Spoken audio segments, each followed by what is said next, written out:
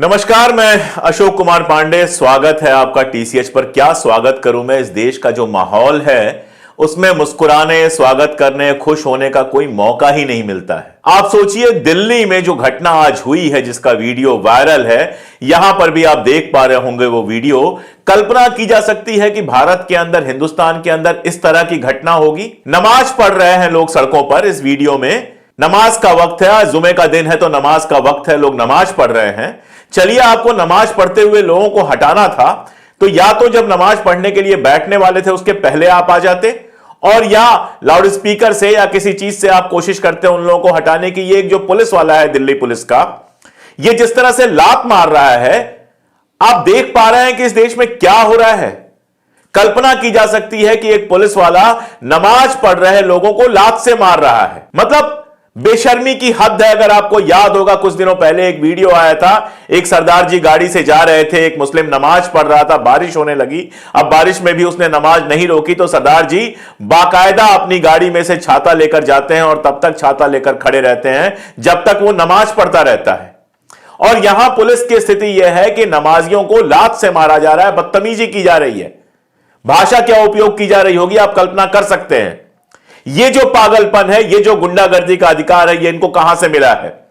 ये वही पुलिस है जो कांवड़ लेके निकलते हैं, कांवड़िए कुछ भी करते हैं, उनके ऊपर फूल बरसाते हैं। ये वही पुलिस है जो नेताओं के आगे बिछ जाती है। ये वही पुलिस है जो गुंडों के सामने बोलने में जिसकी हिम्मत नहीं पड़ती है। इसी दिल्ली में कैसी कैसी घटनाएं हो जाती हैं और पुलिस का पता कहीं नहीं चलता है। कितनी घटनाएं इस दिल्ली में और देश में होती हैं जहां पुलिस का पता कहीं नहीं चलता है। कितने सारे जुलूस निकलते हैं, कभी नवमी का जुलूस निकलता है, कभी रामनवमी का जुलूस निकलता है, कभी दुर्गा माता का जुलूस निकलता है, कभी कृष्ण जी का जुलूस निकलता है। कभी आपने देखा कि कहीं इस तरह की बदतमीजी होती है? लेकिन यहां चूंकि मुसलमान हैं, नमाज पढ़ रहे हैं, इसलिए पुलिस को लगता है वो कुछ भी कर लेंगे और किसी तरह की कोई कार्रवाई नहीं होगी। आमतौर पे हमने देखा है कि कार्रवाई नहीं होती है। अभी कल मैंने आपको बताया था कि हाई कोर्ट का एक डिसीजन आया था जिसमें दिल्ली दंगों के दौरान एक आदमी की दुकान लूटी गई, एक मुस्लिम की दुकान लूटी गई, और जिस भीड़ ने लूटा वो जय श्री राम के नारे लगा रही थी। लेकिन पुलिस ने दो फर्जी गवाह खड़े करके केस ये बनाया कि जो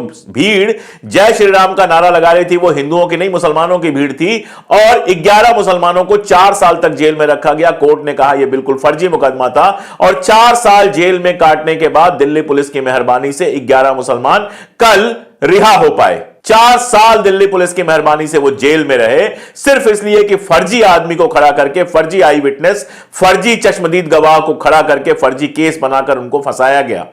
दिल्ली पुलिस का पूरा जो मामला है वो धीरे धीरे साफ होता जा रहा है, दिखता जा रहा है कि वो जैसे मुस्लिम विरोधी होती जा रही है। आप सड़क पे नमाज पढ़ना मान लीजिए गलत है, मान लिया मैंने गलत है, लेकिन क्या उसको रोकने का यह तरीका है? क्या आपको यह हक मिलता है कि आप इस तरह से लात चलाएं नमाज करने वाले, नमाज पढ़ने वाले लोगों पे? कभी यह सुना गया है, कहीं कहीं कहा गया है?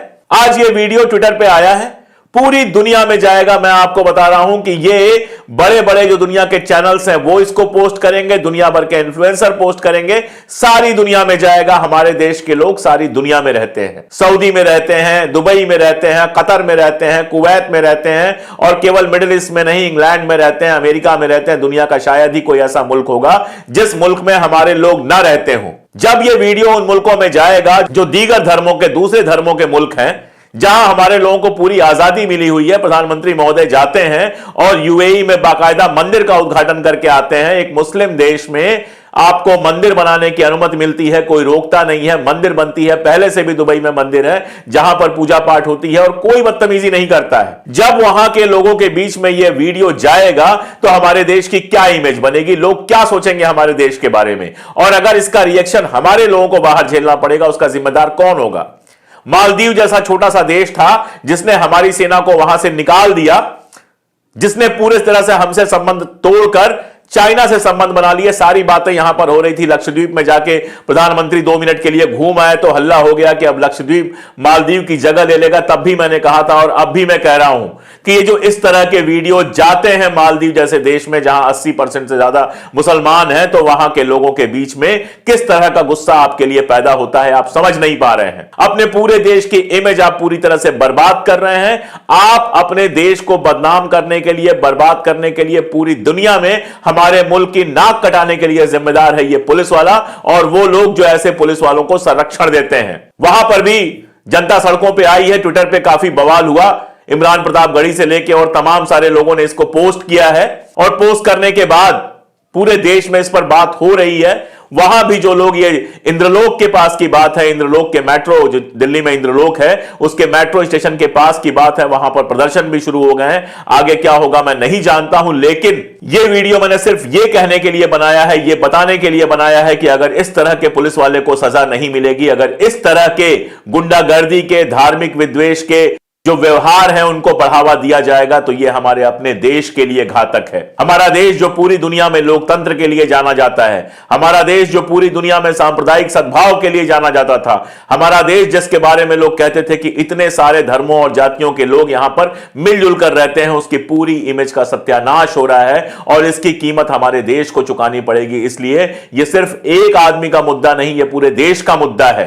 ये पागलपन इस देश को बर्बाद कर देगा दोस्तों, बहुत साफ मैं कह रहा हूं। उसके लिए मुझे सजा मिलनी हो, सजा मिले, मुझे कोई फर्क नहीं पड़ता, लेकिन ये पागलपन हमारे देश को बर्बाद कर देगा। इस तरह की घटना दोबारा ना हो। पहले भी हम देख चुके हैं हरियाणा में नमाज के मुद्दे पे कितना सारा नाटक हुआ।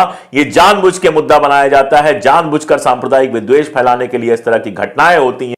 पुलिस को आप छोड़िए, केवल कानून की बात करूं तो भी पुलिस को किसी को इस तरह से लात से मारने का, इस तरह से अपमानित करने का अधिकार हमारा कानून नहीं देता है। ये जो भी पुलिस वाला है इसको सजा मिलनी चाहिए, डिपार्टमेंटल कार्रवाई होनी चाहिए और बाकायदा हमारे देश के जिम्मेदार लोगों का बयान आना चाहिए कि यह घटना गलत है। अगर ऐसा नहीं होता है तो यह बेहद दुर्भाग्यपूर्ण होगा, यह बेहद बेहद दुर्भाग्यपूर्ण होगा। आज मैं कोई अपील नहीं करूंगा, मेंबर, शेयर, सब्सक्राइब, किसी की अपील नहीं करूंगा, बस करूंगा कि जो भी लोग मेरा ये वीडियो देख रहे हैं सोचें इस बात को कि इस तरह की घटनाएं देश को किस तरह से बर्बाद करती हैं और इस तरह की हरकतें करने से, इस तरह की हरकतों का समर्थन करने से खुद को रोकें। ये किसी एक धर्म, किसी एक आदमी का नहीं, ये पूरे मुल्क का मामला है, ये अपने मुल्क की इज्जत का मामला है। आज मुझे बस इतना ही कहना है, बेहद दुखी और बेहद गुस्से से भरकर यह बात मैं कह रहा हूं। अगर आप तक पहुंचे तो सोचिएगा, विचार कीजिएगा। बहुत शुक्रिया।